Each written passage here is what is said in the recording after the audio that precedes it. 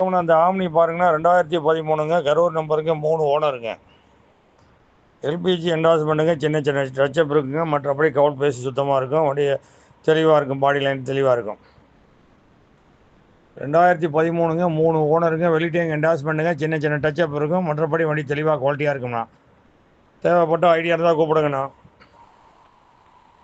Party 2,65,000 கேட்குறாங்க. நேராக வாங்க, முடிஞ்ச அளவுக்கு 5 20 குறைச்சி பேசி எடுத்துறேன். தேவைப்பட்ட ஐடியா